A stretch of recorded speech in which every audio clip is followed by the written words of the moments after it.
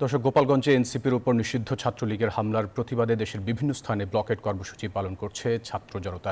এ বিষয়ে বিস্তারিত জানাতে যুক্ত হচ্ছেন আমাদের সহকর্মীরা। আমরা প্রথমে যাব শাহবাগে, সেখানে আছেন সহকর্মী মুরসালিন হক জুনায়েদ।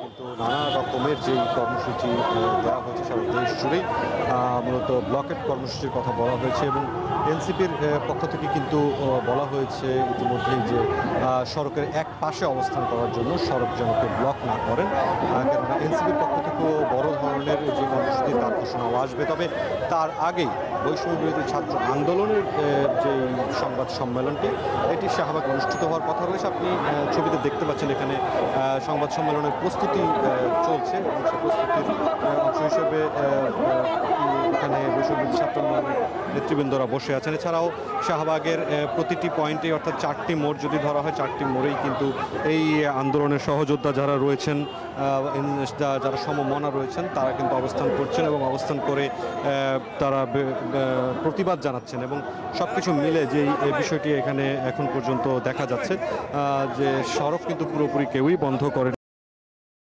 আসলে পুরো সড়ক এখন পর্যন্ত ব্লক করেননি, অর্থাৎ প্রতিবন্ধকতা কোনোভাবে সৃষ্টি করেননি। তারা প্রত্যেকেই আসলে প্রত্যেকটি মঞ্চই প্রতিটি প্ল্যাটফর্মে কিন্তু যার যার অবস্থান থেকে তারা বিএনএস সেন্টারের সামনে, আপনারা জানেন যখন বাংলা ব্লকেট কর্মসূচি দেয়া হয় তার পরবর্তী সময় থেকেই কিন্তু এই সিংহ রোডের পূর্ব পাশে ছাত্র জনতারা মিছিল করে। সেখানে কয়েকশো ছাত্র জনতা একত্রিত হয়ে সেই বাংলা ব্লকেট কর্মসূচি পালন করে শৃঙ্খলা বাজানোর চেষ্টা করছেন, সুষ্ঠুভাবে দেশ চলার ক্ষেত্রে বাধা বিঘ্নতার চেষ্টা করছেন। তাদেরকে কিন্তু কঠোরভাবে প্রতিহত করা। বান্ডেল থাকলে প্রতি সেনমানিতে টাকা বাঁচবে। বিকাশ সেনমানি বান্ডেল কিনে জিতুন প্রতি লেনদেনে।